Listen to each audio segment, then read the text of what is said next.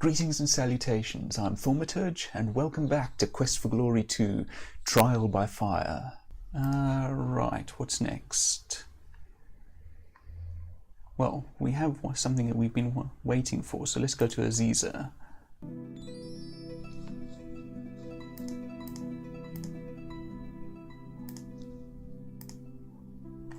The gift of magic is the gift of sacrifice.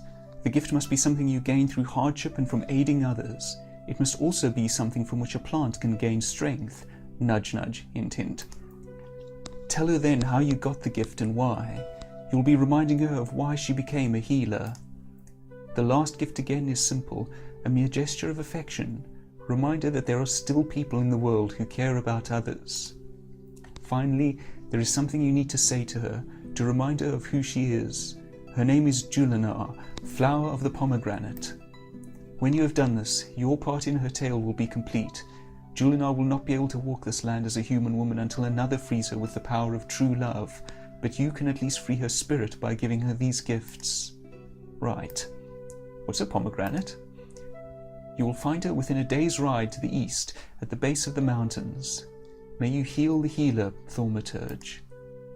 The dervish, passing a message through one of the local Bedouin, has sent for you. The dervish says, "Man who looks for trouble comes to a right place." He also says, "Good comes from evil when dark is enlightened." I've been waiting for this. Alright, so we have two things to do in the desert today then. First we want to visit the dervish, then we want to visit Julanar. Julanar isn't going anywhere, but I don't know how much time we have for the dervish's little side quest. It's optional, I believe, which means that we can miss it.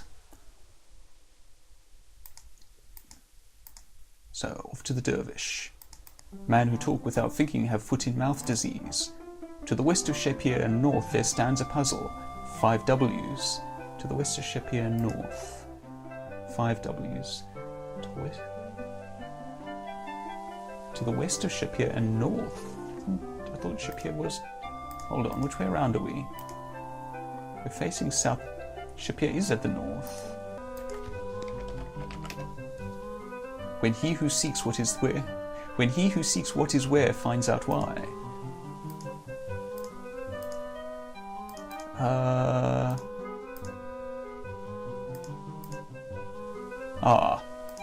If not sooner, then never.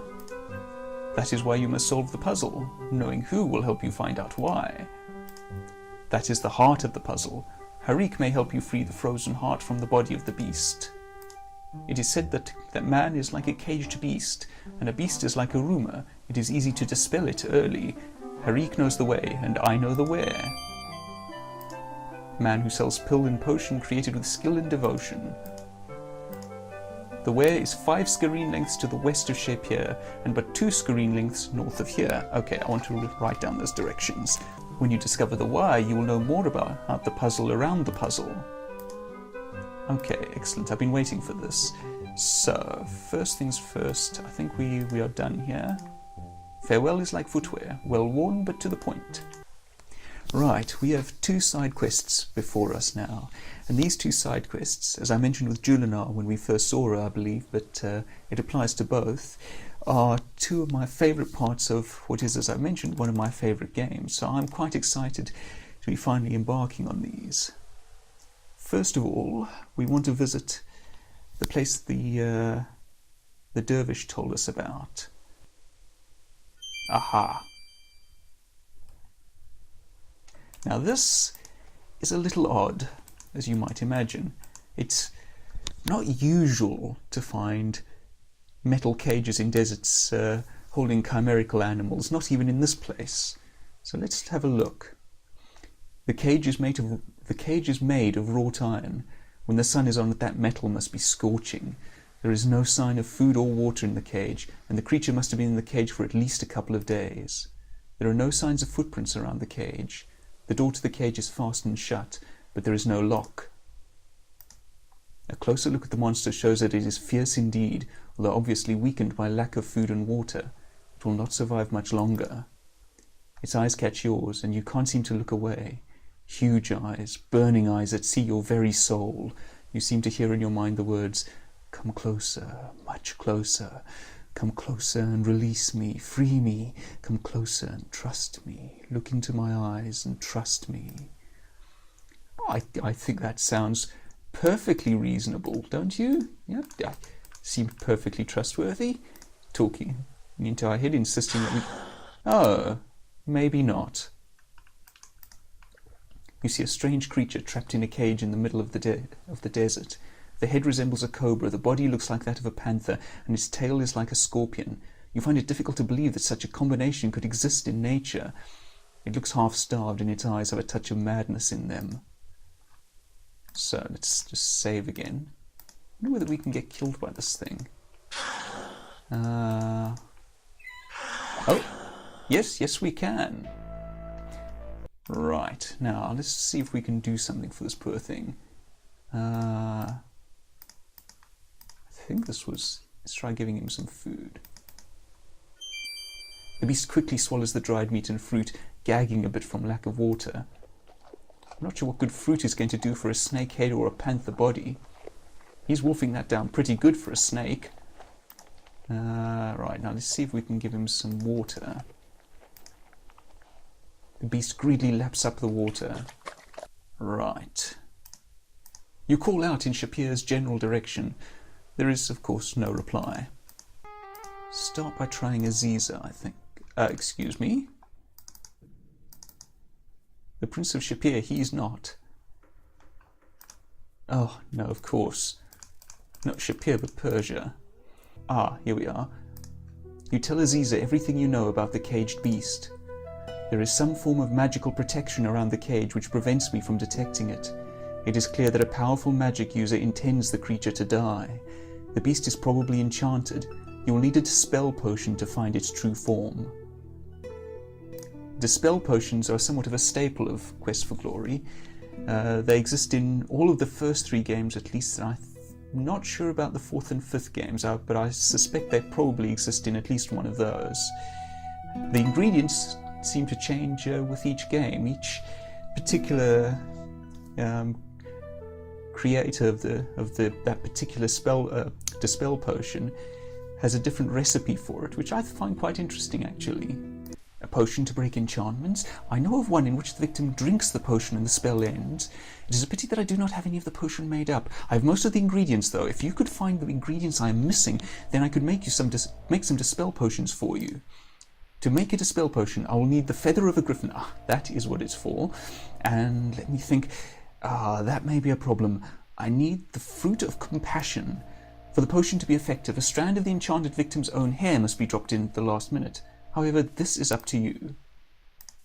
The griffin is half bird and half beast. It has the head and wings of an eagle and the body of a lion. Since it is neither wholly one nor the other, it can be used as a catalyst for change. The fruit of compassion is extremely rare. It can only be given, never taken or bought. I have heard rumours of but one plant in the entire land where you might find this. There are tales told to me of a woman transformed into a plant through a jinni spell. Sound familiar? She stands like a tree somewhere out in the desert, but it is said she bears no fruit. You should talk to the enchantress Aziza, for she would know more about this than I.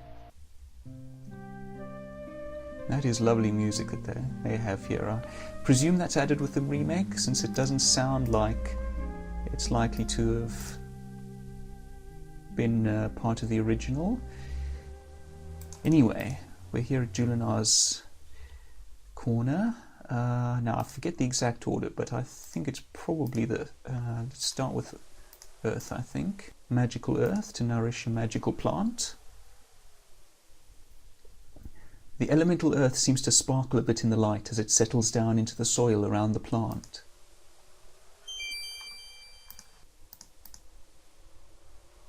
The water, as you pour it out on the ground, quickly sinks into the soil and vanishes. And we want to talk to her, I think. The tree does not respond.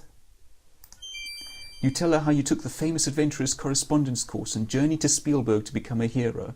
Yes, that's how we originally became a hero. We took a correspondence course. You mention how you came to Shapir and the things you've done here so far. Ah, she turned around. You tell about how you fought the Earth Elemental and how hard it was to defeat. You tell how your friends needed you. The hero business is a dirty business, but someone's got to do it. Aha, and she's grown leaves. Julanar's leaves rustle lightly at the sound of her name.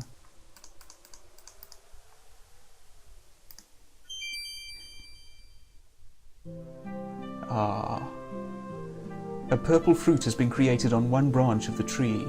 The fruit of compassion drops into your hands, Julanar's gift to you for restoring her spirit. You carefully put the fruit away. And that is as far as we can go with Julanar for now. That is actually one of the reasons that I love this side quest so, is that we are not actually the hero here. We are here to set up for someone else. This is someone else's story. And I like that. I like that very much. It's a broader world that we're in. So I'm going to head back to the city quickly to get some more water. And of course, while we're here, provide the fruit to Harik.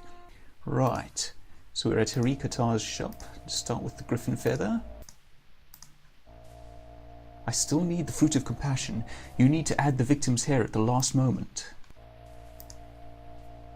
This will only take me 1 second. There, sorry, let's start that again. There, I do for you what I would not for another. This is a gift for all you have done for the city. I have made up 3 potions from what you gave me. Remember to have victim drink the potion in order to break the spell. You will need to remember to add a freshly collected sample of the victim's hair before the victim drinks it. You take the 3 potion bottles and put them away. Now, please excuse me, I really must get back to my work. So we have 3 potions. Start with food.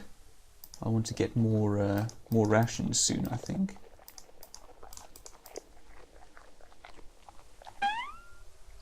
Did I just pluck a hair from the scorpion part? You get some hair from the beast and mix it into the dispel potion.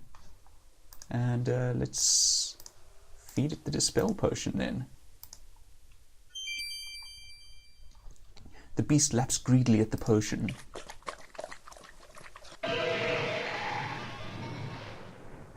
I know not who you are, or why you saved me, but you are a fool if you expect to be rewarded for it.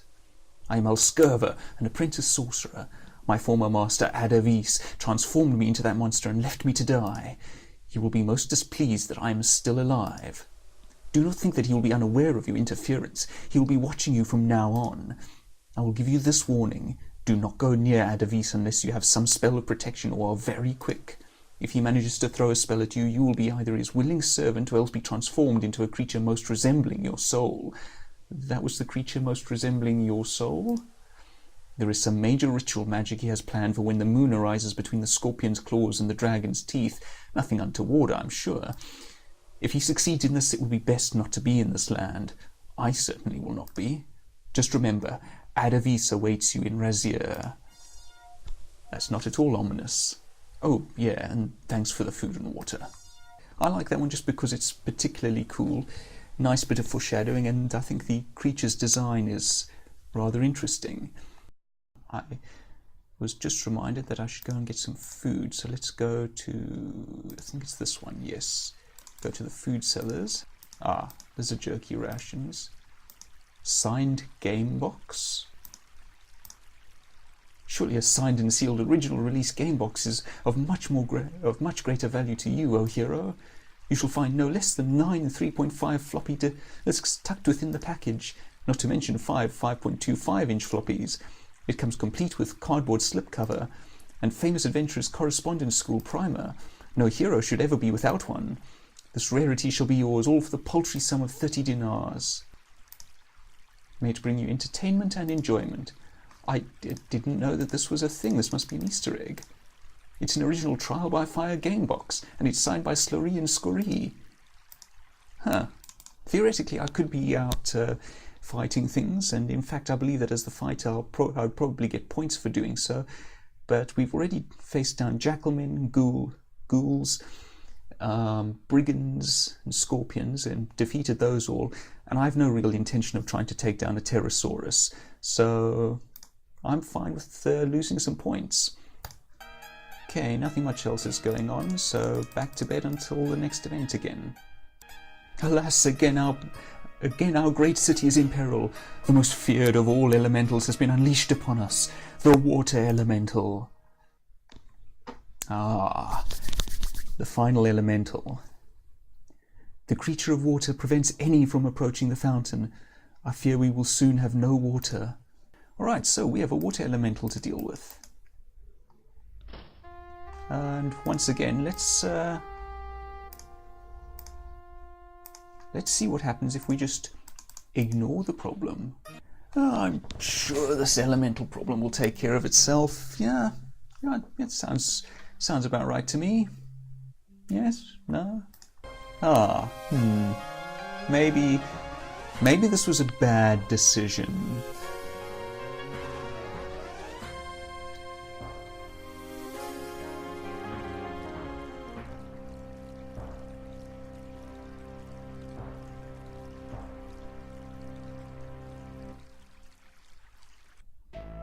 The city is destroyed. Great job, hero.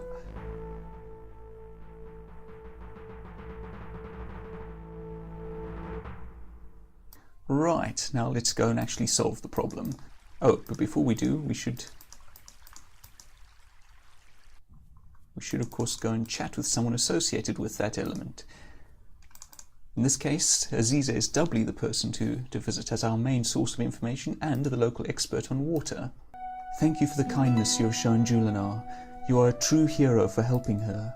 Come in, sit down, and be welcome. Oh, I didn't realize that she changed her greeting when we helped Julanar. That's nice. Perhaps it would be well to show you as well as to tell you about such things. The essence of water is attraction. The elemental will draw all water into itself. It can draw water from the very body of a human that approaches it. In the fountain, the water elemental will draw upon the boundless magical stream which is the lifeblood of the city. People will be dying of thirst as it grows in power enough to engulf the entire city in a flood. As long as the water elemental is in the fountain, the elemental cannot be harmed or contained. It is only vulnerable to air. Once away from the fountain, it will be drawn to the nearest source of water. You might then contain it. Right, so we now know what to do. Let's head back to the fountain and save and get ourselves killed. Come on. The water elemental's very touch would drain the life from your body. Getting too close wouldn't be a good idea. So let's do exactly that. Come on. Oh, that's unfortunate. You feel drained. For your information, go with the flow is just an expression. Wave bye-bye, everyone. Right. Having done that, let's actually defeat the elemental using our previously captured air elemental.